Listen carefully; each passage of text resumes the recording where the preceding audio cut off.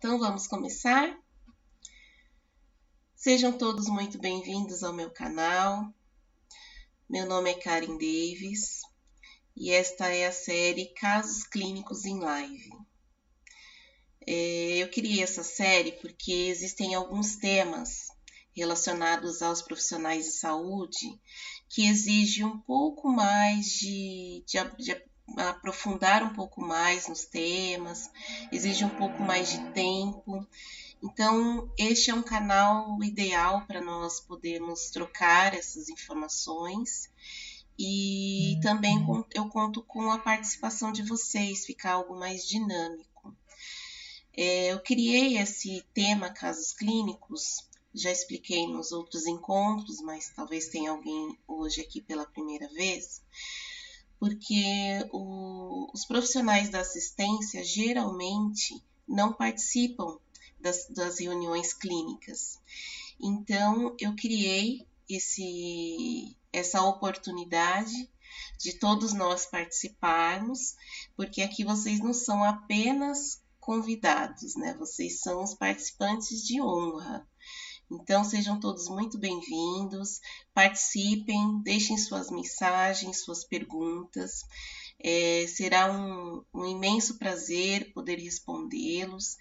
E caso eu perceba que a pergunta não está inserida nos temas que eu ainda vou apresentar, eu farei uma live exclusiva de perguntas e respostas, tá certo? Então, de uma forma ou de outra, as perguntas, os questionamentos, as sugestões, elas serão atendidas, tá bom? Regina, muito bem-vinda. Kátia, Adriana, sejam todos muito bem-vindos. Participem. Eu expliquei agora uns minutinhos atrás que o meu fone está um pouco na frente da caixinha do chat. Então, pode ser que eu tenha que dar uma desviadinha para poder ler as mensagens, mas não deixem de participar, tá certo?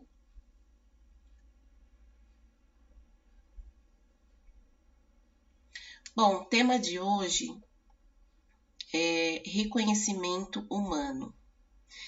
Este tema ele vai abordar vários outros assuntos relacionados à humanização, a relacionamento, a questões institucionais, a questões de trabalho em equipe e a relação que nós sempre destacamos, que é a relação do profissional com o paciente, tá certo? Então, assim, eu vou usar uma base de humanização para poder falar a respeito desses outros subtítulos, ok? Dentro deste tema, como fala muito dos aspectos humanos, eu convido a vocês a entrarem aí num processo de reflexão, porque em alguns momentos nós vamos nos identificar e, inclusive, o paciente, que eu sempre uso um caso clínico, né, para seguir o protocolo de uma reunião clínica, o paciente hoje será o próprio ser humano. E eu não vou descrever os aspectos dele, as características específicas dele, justamente para não limitar essa empatia que eu ou vocês possam ter com os assuntos que nós vamos abordar aqui. Então, será um tema bem mais voltado à conscientização e à reflexão, porque são questões muito simples, muito comuns, mas que pelo desuso, pelo esquecimento, nós acabamos enfrentando essas questões básicas como coisas muito complexas.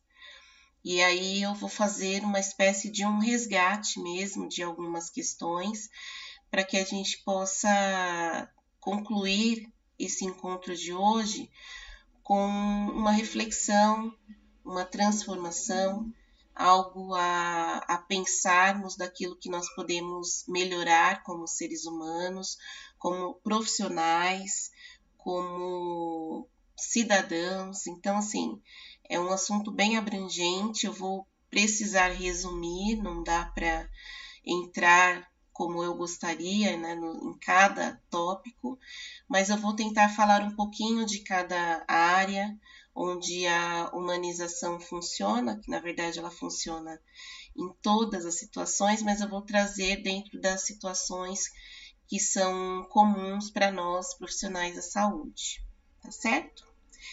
Então apertem os cintos que vamos começar. A Marisa, muito bem-vinda. Gente, eu preciso falar de quem é a Marisa.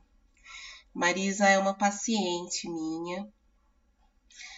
Para quem acompanha nas minhas redes sociais, eu até postei uma foto com ela, ela está de costa, que ela fez uma linda homenagem para nós, da equipe que a atendeu durante o tratamento.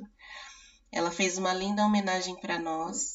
Ela fez uma camiseta personalizada e nas costas ela escreveu dentro de corações o nome de todos os funcionários. Isso ela foi vestida assim no último dia de tratamento. E é uma querida, muito querida nossa, e ela está aqui hoje prestigiando a minha live. Seja muito bem-vinda, minha querida. É um prazer poder saber que você está me assistindo e espero poder acrescentar um pouquinho mais de conhecimento, que essas informações elas são úteis para todos nós, independente se sermos ou não profissionais. É claro que eu vou focar um pouco mais na rotina, mas você que passou um tempinho com a gente também já conhece como que as coisas funcionam, tá certo? Então vamos lá, Ellen, boa noite, seja muito bem-vinda e vamos começar. Quando falamos de humanização, soa um pouco estranho, porque teoricamente nós seres humanos deveríamos saber tudo a respeito de humanização. Mas se nós pensarmos que ser humano é uma identidade, então isso só nos coloca numa posição. Só que isso não garante de forma alguma como será a nossa trajetória. Não define a nossa capacidade em realizar coisas e muito menos nos dá méritos sem que aquilo que nós nos dispomos a fazer seja feito com qualidade. Então, ser humano não nos traz automaticamente capacidade e nem mérito. Ser é apenas uma posição. As condições dessa nossa trajetória é que vai fazer de nós seres humanos excelentes ou não. Um exemplo muito simples e pessoal é quando nós tiramos a nossa carteira de habilitação, por exemplo. Esse documento nos identifica como condutores habilitados, mas isso de forma alguma garante que nós seremos bons condutores, e muito menos que nós seremos dignos de ganhar um carro, né? Então, assim, fica bem evidente que existe todo um processo que valida ou não essa identidade. Um exemplo para nós, profissionais da saúde, é que após nosso processo de formação, de qualificação, nós também recebemos uma identidade. Eu tenho a identidade do Conselho Regional de Técnicos de Radiologia, técnicos e tecnólogos de radiologia, que é o CRTR. Mas se eu não busco qualificação, se eu não busco aprimorar os meus conhecimentos, com essa identificação, eu não tenho nenhum resultado. Se eu não gerar experiências que me façam ser dignas de reconhecimento, de mérito, só a identificação não me gera nenhum resultado. Então é importante que quando nós mudamos um pouco o cenário, nós percebemos que ser humano não basta para sermos pessoas que possa proporcionar um bem-estar a alguém, que possa proporcionar o direito de alguém, porque nós passamos por todo um processo de construção dentro da nossa cultura, dentro da nossa família, dentro da nossa sociedade, e isso é que vai construir a personalidade desse ser humano. O que qualifica o agir do ser humano é a mesma coisa de nós comprarmos algo e lermos o manual de instrução. Quando nós lemos o manual de instrução, nós temos a possibilidade de ter acesso a todas as funcionalidades daquele produto. E com isso nós podemos prever algumas situações e até evitar danos. E assim é o autoconhecimento no caso dos seres humanos. Quando nós conhecemos os nossos próprios recursos, nós podemos resgatar funcionalidades poderosíssimas e simples. Nós entendemos como é o interior, tanto nosso, quanto das pessoas que estão à nossa volta. Porque a funcionalidade, ela é quase que padronizada. Só que como cada um utiliza as suas funcionalidades para um propósito, acabam tendo algumas questões particulares. E aí nós temos que ter acesso a essas experiências para entender como que aquela pessoa utiliza aquela ferramenta. Mas o essencial é conhecer a funcionalidade. Isso para nós já seria suficiente para nós gerarmos relacionamentos saudáveis. E falando em relacionamento, essa é uma das maiores questões do ser humano, porque nós construímos uma série de padrões durante as nossas experiências, adquirimos muitos conhecimentos de forma individual. Então, dentro daquilo que eu acredito, eu busco qualificação, eu busco capacitação, eu busco conhecimentos dentro das coisas que me agradam e façam sentido para mim. Então, eu construo padrões pessoais, profissionais, sociais, culturais, espirituais, e tudo segue muito bem. Eu me torno uma pessoa capaz, uma pessoa inteligente, culta, mas quando eu preciso dividir todo esse conhecimento com um semelhante, aí começam os conflitos. Porque este meu semelhante, ele também foi buscar aquilo que fazia sentido para ele. E aí, como que eu defino qual é a verdade absoluta? Se nós podemos buscar conhecimentos tão diferentes, tão distintos, como que eu vou definir o que é a verdade absoluta? Então, aí nasce o conflito dos relacionamentos, que é um dos grandes desafios da humanidade. Conviver em harmonia com pessoas de conhecimentos, de entendimentos tão diferentes dos nossos. Na área da saúde, nós temos vários tipos de relacionamentos. Temos o relacionamento do paciente com o profissional, do profissional com um outro colega, que pode ser da mesma categoria ou de outras áreas. tem o relacionamento dos profissionais com a instituição e da instituição com a sociedade. E por incrível que pareça, nós enfrentamos desafios em todos esses relacionamentos. Por quê?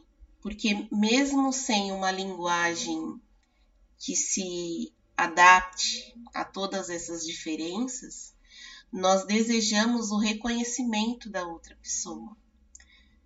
Mas como que a outra pessoa pode avaliar algo que é tão pessoal, tão individual, tão personalizado? Então eu entrego aquilo que eu construí para ser avaliado por uma outra pessoa que pensa totalmente diferente de mim, e quando esse retorno não vem, eu me sinto frustrado. Esses são um dos conflitos do ser humano, porque aparentemente é até um pouco confuso. E as pessoas, elas confundem muito o termo humanização com gentileza, com educação, e acabam até vendendo essa ideia. E, na verdade, tratar o outro como ser humano é só permitir que ele tenha acesso aos seus direitos, que também são os nossos direitos. Então, quando nós entendemos que nós não estamos entregando algo que vai nos faltar, nós estamos entregando algo do qual nós também desfrutamos, a humanização ela começa a fluir de uma forma mais tranquila, mais natural. Porque quando eu entrego como se fosse um benefício, parece que o outro precisa merecer. Mas o fato dele ser humano já é o suficiente para nós atendermos, para nós nos relacionarmos de forma humanizada. Mas como há essas distorções envolvendo a humanização, este termo ele é utilizado em vários segmentos. E uma das formas de divulgação, de propaganda, é usar a humanização como se fosse um marketing. Porque nós chegamos numa fase, já há algum tempo, onde as instituições elas já não disputam no mercado com base na tecnologia. Porque a tecnologia ela já se tornou algo mais acessível. Nós temos serviços públicos com uma qualidade tão boa quanto os serviços privados. Então, o acesso à tecnologia hoje é mais fácil. Então, a qualidade passou a ser um fator de concorrência, um fator de diferenciação entre as instituições. E para mensurar a qualidade, envolve a satisfação das pessoas que estão utilizando o serviço. Então, por isso que a humanização começou a ser comercializada como um fator de qualidade. Então, hoje há um investimento em humanização porque existe um retorno. E não há nada de errado nisso, porque as instituições elas precisam se manter. E se preocupando com a qualidade, ela acaba beneficiando o paciente. E não só o paciente, porque a humanização ela não visa só o paciente, mas ela visa os relacionamentos. E os relacionamentos são todos esses que eu citei, toda esse ciclo. Porque quando eu chego lá na sociedade, eu volto para o paciente. E esse paciente, hoje, é o que nós atendemos, mas amanhã pode ser eu. Então, é um ciclo. E a humanização, ela quer dar mais qualidade a esses relacionamentos. E aí ela entrou nas instituições visando beneficiar cada etapa desse processo de relacionamento. Então, existem as questões que são voltadas para o paciente, existem as questões que são voltadas para o profissional, tanto é que o profissional que antes era conhecido como funcionário, hoje ele é conhecido como colaborador. E por que colaborador? Porque a humanização visa essa gestão mais participativa. Então, algumas instituições, elas já incluíram nos seus protocolos uma avaliação para que aproximasse os gestores dos seus colaboradores. E essa avaliação, ela não é só do gestor para o colaborador, ela não é mais decrescente. Ela é uma avaliação de mão dupla, de via dupla. Então, tanto o colaborador avalia a sua gestão, como a gestão avalia o seu colaborador. E isso gera um relacionamento. Isso gera uma participação, porque a partir do momento que são apontados questões que comprometem a qualidade do serviço do colaborador com o paciente, a instituição precisa tomar alguma medida para que isso seja resolvido. Isso se torna um indicador e precisa se criar uma barreira. Então, todas essas formas de aproximação são questões criadas a partir da humanização, porque antes não funcionava assim. Para quem já tem uns 15 anos, pelo menos 10 anos de profissão, sabe que antigamente na rede pública os pacientes tinham que chegar todos no mesmo horário para ser atendido por ordem de chegada. Então, eles davam um horário, um exemplo, 7 da manhã para todos os pacientes. O horário de atendimento era a partir das 8, então ele já naturalmente esperaria 1 hora. O médico chega às 8 horas e atende até às 5 da tarde. Então, alguém que chegou às 7 vai ser atendido às 5 horas da tarde. E isso era comum. E esse era o padrão. E aí, o profissional que estava insatisfeito com alguma questão da sua instituição, ele aplicava toda essa insatisfação no seu atendimento. E estava tudo bem. Mas aí surgiram vários levantamentos com relação à insatisfação não só do paciente, aí houve muitos código de defesa do idoso, da criança, estatutos e uma série de questões, e baseado nos direitos, foram criadas estratégias para que isso fosse aplicado na assistência. Isso começou no SUS. Em 2000 foi criado um Programa Nacional de Humanização. Em 2003 houve uma revisão e aí criado o programa definitivo, porque em 2000 foi um teste, eles fizeram um levantamento. Em 2003 foi realmente decretado um programa de humanização que é seguido até hoje. A rede privada, ela não tem um padrão, mas se utiliza muito desse programa do SUS como base para eles estabelecerem formas de entregar essa nova consciência de atendimento para os pacientes.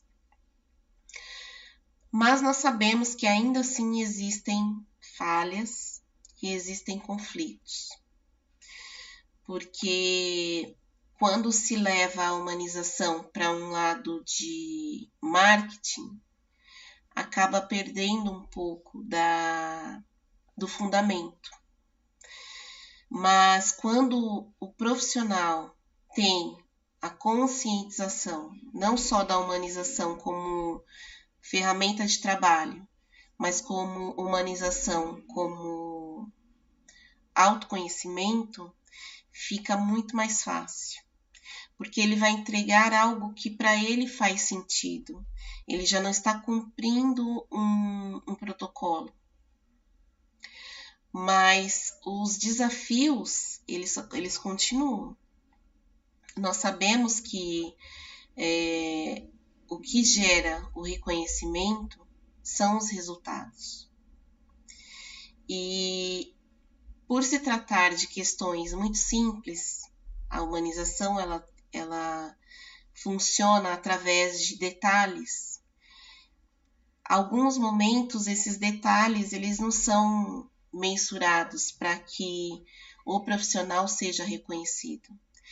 Então, em alguns momentos, há um desvio e aí os profissionais preferem utilizar de outros meios para que ele alcance o seu objetivo pessoal dentro da sua área. E aí tudo se perde, porque a área da saúde é uma área que nós trabalhamos muito em equipe. E quando a equipe não está voltada para o mesmo propósito, esse resultado ele é comprometido.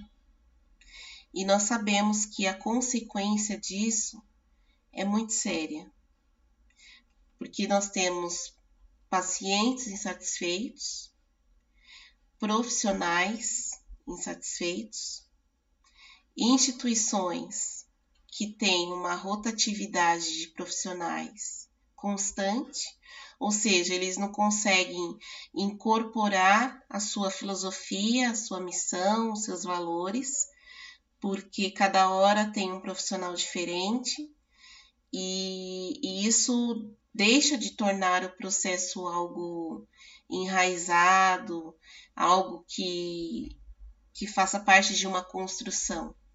Porque no meio do processo entra uma pessoa nova e recomeça o processo tudo novamente. Interessante essa questão da instituição, porque quando eu falo de relacionamentos, eu falo da importância até da integração dos setores. As pessoas não têm muita consciência da importância da sua atividade no processo como um todo. E isso tira dele a responsabilidade do que ele não fez, por exemplo. Quando há uma integração, que é o que nós fazemos quando nós entramos no novo emprego, quando há uma integração, todos conseguem entregar o seu melhor, porque conhecem de fato o que a sua ação causa lá no final, lá na ponta. Quando nós entramos numa empresa, geralmente eles apresentam a história da instituição, a sua estrutura física e, às vezes, eles levam aquele profissional para conhecer os setores. Ou então, utiliza o período de integração para treinamento. Ou seja, eles se voltam para o conhecimento técnico. Então, assim, percebam que existem várias distorções nesse processo de evolução do ser humano. Então, aquele ser que veio sem uma referência e foi conquistando a sua capacidade no decorrer da sua vida, desde a infância, ele buscando autonomia para fazer as suas coisas, conquistar independência para fazer o básico, comer, realizar sua higiene pessoal, brincar, mais tarde selecionar qual é o ciclo que ele vai fazer parte. Toda essa evolução, quando chega, por exemplo, num momento de enfermidade, ela pode se perder. Então a pessoa passa a vida toda construindo uma história, e quando ela chega num momento mais importante, que está relacionado a viver ou não, um atendimento pode colocar por se perder todo o valor daquela história. E tudo isso por falta de conhecimento. Porque quando eu não permito que o outro, eu nem vou chamar de paciente, porque isso é para todos os tipos de relacionamentos. Quando eu não permito que o outro continue decidindo o que é melhor para ele, e aí nós podemos estabelecer um senso comum para gerar esse relacionamento, é como se eu estivesse desrespeitando a história da outra pessoa. E isso acaba sendo tão comum que se torna um hábito. Então, é o hábito de fazer tudo igual. Atender as pessoas todos os dias da mesma forma, me relacionar com as pessoas todas as vezes da mesma forma e deixar tanto de entregar o que eu tenho de único, como ter acesso ao que a outra pessoa tem de único. Porque é isso que nos faz crescer, é isso que gera em nós a capacidade de sermos cada vez melhores. E de tanto observar pessoas fazendo coisas de forma repetida, nós achamos que estamos fazendo o melhor para nós e o melhor para outra pessoa.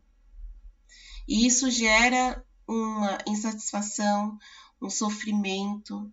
Aí entra a questão dos profissionais novamente, gerando uma violência institucional, ao invés de gerar satisfação, bem-estar, contribuir uns com os outros, porque concordam que se cada um buscou para si um conhecimento, se nós trocássemos, se nós trabalhássemos onde a minha habilidade supre a deficiência do outro, nós teríamos 100%. Mas a questão é que eu não conheço nem a minha habilidade e muito menos a minha deficiência.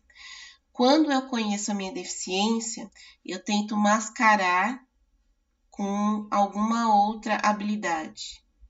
E se, dependendo da personalidade de cada pessoa, eu ainda aproveito a deficiência do outro para me beneficiar. Então, isso gera uma sociedade doente. Só que nós que temos a oportunidade de lidar com o ser humano, da sua apresentação original, porque os pacientes não seguem nenhum padrão. Eles voltam para o útero praticamente.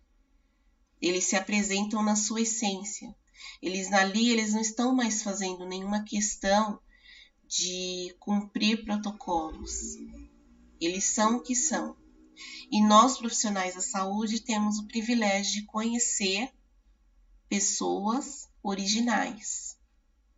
Só que nós estamos cumprindo um protocolo enquanto profissionais. Nós temos um padrão, nós temos uma imagem a zelar. Só que se nós tivéssemos consciência da riqueza que é ter acesso a um ser humano original, nós faríamos do nosso dia a dia uma mina de ouro. Porque nós podemos tanto aprender como acrescentar valores, acrescentar esperança, porque já que nós estamos numa outra condição, nós podemos alimentar as pessoas com aquilo que nós deveríamos ter e aprendermos os valores da vida com as pessoas que estão nesse processo de fragilidade. Porque nessa fase nós sabemos que se destacam várias características do ser humano. Então, as pessoas que têm mais tendência ao otimismo, elas utilizam o otimismo com toda a potência. As pessoas que já são mais fragilizadas, elas decaem em queda livre. As pessoas que possuem uma questão espiritual mais ativa, elas se agarram nesses valores. Então, cada um tem um ensinamento, cada um tem um tesouro. Só que para isso nós precisaríamos estabelecer uma linguagem que fizesse conexão. E para isso nós precisamos muitas vezes abrir mão dos nossos padrões, entrar no universo da outra pessoa, identificar a forma como ela se comunica, para que aí nós começamos a ter uma troca. A partir de uma comunicação efetiva, nós estabelecemos uma conexão e só aí nós começamos a ter relacionamentos. Mas isso ele começa como nós temos que zerar tudo aquilo que nós sabemos em termos de vivência, de experiência, e começar da identificação, saber quais são as características pessoais da outra pessoa.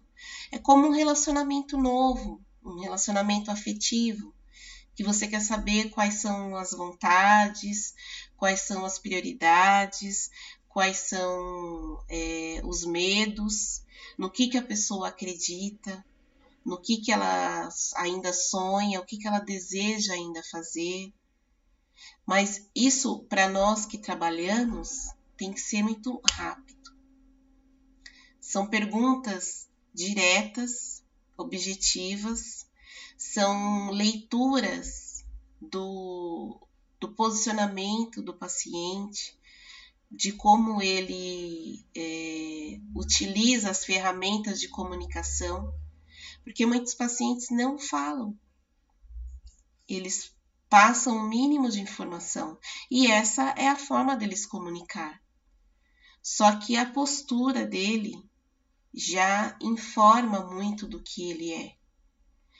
E se o profissional tiver esse conhecimento, ele consegue fazer esse mapeamento e estabelecer uma comunicação. E essa comunicação, ela pode ser, por exemplo, o silêncio. Respeitar o silêncio é algo que muitas pessoas têm dificuldade, porque existe uma necessidade tão grande de falar que nós deixamos de ouvir. E o que gera conexão são as informações cruzadas. Se só um fala, o que você tem de troca? O que você acrescentou no seu conhecimento que vai gerar algo para ser trocado? A expectativa que um paciente tem quando ele chega num ambiente hospitalar, é que esse processo ele seja da forma mais leve possível. Só que aí lá acontece um encontro de conflitos, porque chega o paciente com conflitos pessoais, encontra o profissional com conflitos profissionais e pessoais. Essa relação gera conflitos institucionais e a imagem dessa instituição compromete a sociedade. Então, qual que é a solução para tudo isso? É voltar para o útero. É conhecer a si mesmo para saber como que você pode resolver os seus próprios conflitos, estabelecer propósitos, onde você quer chegar, e esses propósitos eles precisam estar em concordância com as suas habilidades para que você não tenha muito desgaste na sua caminhada. E nessa caminhada você consegue também desenvolver as suas deficiências. Quando se tem esse conhecimento, você não é colocado em grupos, você seleciona as pessoas com quem você quer se relacionar. Porque se você está pensando em alcançar um propósito, nós sabemos que nós não fazemos absolutamente nada sozinhos. Então, nós precisamos nos aliar a pessoas. Mas você precisa conhecer as suas habilidades e deficiências para saber com quem que você vai se aliar. Porque, teoricamente, você tem que se aliar com pessoas que têm habilidades diferentes das suas, para que possa somar.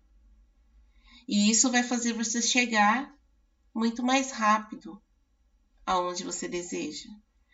Mas essa não é a nossa realidade. Mas isso é um problema? É um problema. Mas é uma grande oportunidade. Porque é de ambientes como esse que surgem as grandes oportunidades. Nós já sabemos que as ferramentas de transformação são as nossas próprias ferramentas. Nós já sabemos que são os detalhes que transformam os relacionamentos. Então, nós só precisamos encontrar como que isso funciona, a engrenagem. Mas desse cenário surgem grandes oportunidades. O fato de estarmos nessa condição nos deu a oportunidade hoje de estarmos falando sobre isso. Nós poderíamos estar simplesmente reféns dessa situação e alienados, mas nós estamos buscando conhecimento. E desse conhecimento virá a transformação, e dessa transformação nós podemos gerar uma nova consciência e termos uma realidade totalmente diferente da que nós temos hoje.